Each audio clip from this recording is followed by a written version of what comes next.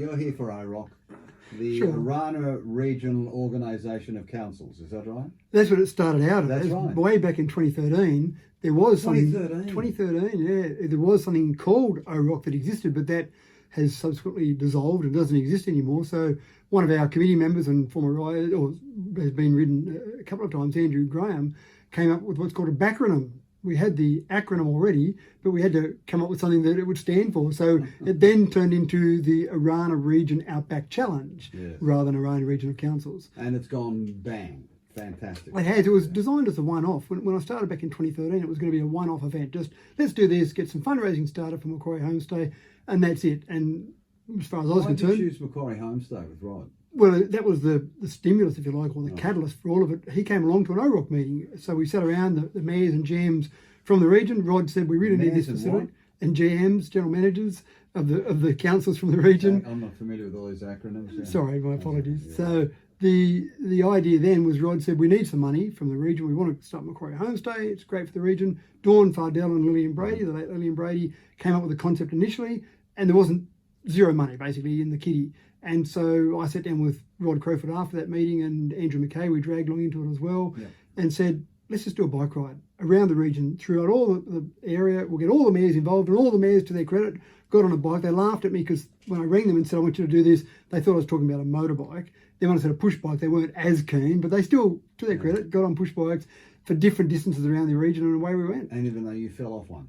I've fallen off a bike lots of times. Kangaroos get in my road on a regular basis, Richard. Paul, you've been support, what, 3 times this will be? This will be my third time. I went in 13 the last time, and for this year. Yeah. When you watch this, the tenacity of the riders must be incredible. I've seen some easy runs and some very hard runs. I think in 2013, Matty would agree with me. The ride from Burke to Cobar in a horrific degrees and in a horrific headwind. Kim Williams and I were in the main support car that year, and we had to race into Cobar to get lunch and to get more liquid because the guys on the bikes, we ran out of water. Had to be the worst one you've ever done that with. It was 160 k's, no town in between Burke and Cobar, headwind, and at least 57 degrees as I remember it. It was hot. It felt like that. And I know that when we got there at the bowling club in Cobar, Christy Brown was there, and as we raced out the door, she gave me 2 blocks of BEER, and the guys, when they got into the motel, they just sat in the pool and they didn't have many beers, but they earned a beer that day. Yeah, Matthew Dickerson, I can't join. Is it a closed rank now? Have you got enough riders? No, we haven't got enough. We're going very well with registrations. We've got 12 registrations already. We are capped at 25. We might be able to push it to 30. Just for police approvals is the main thing. We're out on highways, we're on the Newell Highway for some parts of it. So we have to go through a fairly rigorous process, which is great.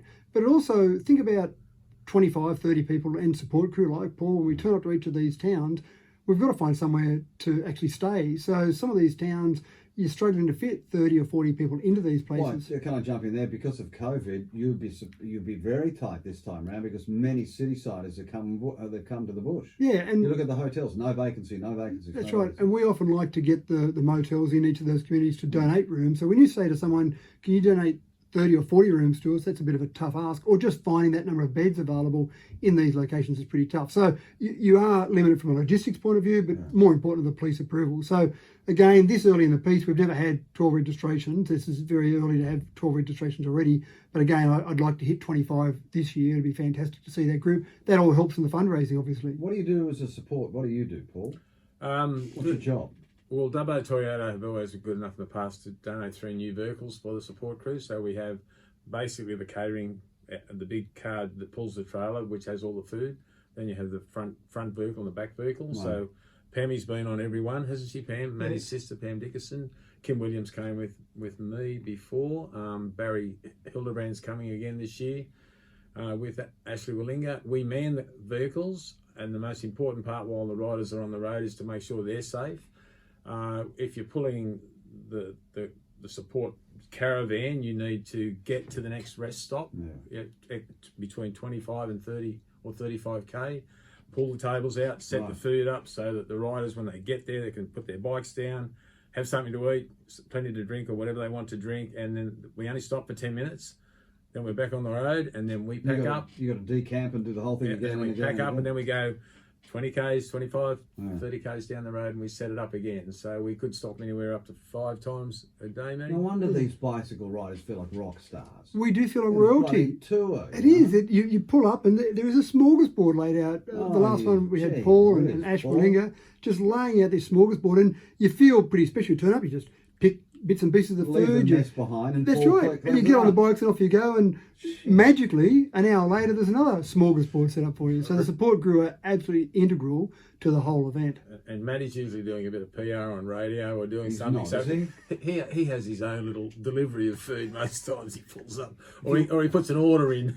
If you want to register, what do you do? Just go to the website tourdeoroc.bike, and there's a registration link straight on the front of that first page, and click on that link, put your details in, and we'd love to see another 13 riders register. Okay, you'll do that. When does it start? Starts on the 4th of October, so you've got lots of time to train. Plenty If you of feel time. like you're not fit enough, then you've got 6 months almost to train. But you don't have to be ultra fit, do you? No, we don't go at a hectic pace. We go along at about 25 kilometres an hour. We average in a group ride, which is quite reasonable. And exactly as Paul said, we go in stages. So some days we'll do 230 kilometres, but at the beginning of the day, that's pretty daunting to say we're going to knock over 230 kilometres. So we say we're going to knock over 30 kilometres, Yeah. and then we have a little break. And then we do another 30 kilometres, another little break. And on it goes. Tourdeoroc.bike. Tourdeoroc.bike. How much does it cost me?